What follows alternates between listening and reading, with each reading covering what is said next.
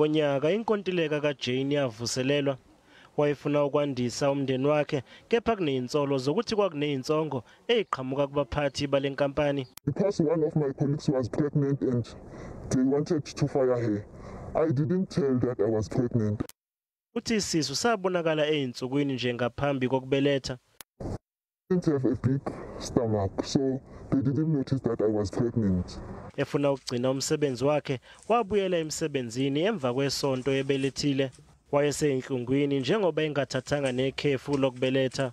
It's terrible because I had to live at home a 6-day-old baby and come to work, especially night shift. Sometimes because I gave birth via operation, I couldn't stay for a long time. uJane akuyena yedwa owaphathwa ngalendlela. uGrace naye wafihla ukuyithwala ngokusebenza ebusuku kuphela. Then ngabutsa mkhulu wa rona uri ke pregnant ari imanyana ke go bua le boloko uri le tsore uri abuwa ari muloko hadumeli no to replace. Umnyango wezempilo udlulisele imibuzo ophikweni olubhekele ukuphepha komphakathi. Kanti esinye seyikhulu salo siyavuma ukuthi satshela abesifazane ukuthi badalule uma bekhulelwe ngesikhathi becikica inkontileka.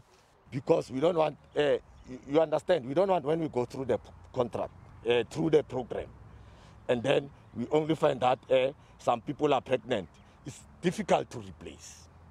That is why we said, please, you must disclose so that we must know and we have a standby for you. Amahawks aphenya izinsolo zenkohlakalo. You know, when the contract happened, it just came fast. And then there was no planning, there was nothing. It was just to say, guys, you've got the contract, get the patrollers. There are so many allegations that are formed to discredit the project. Labo abakhuluma bamiswa noma baxoshwa. Izisebenzi ikhala nangokuthi iholelwa ngaphandle kwenkontileka.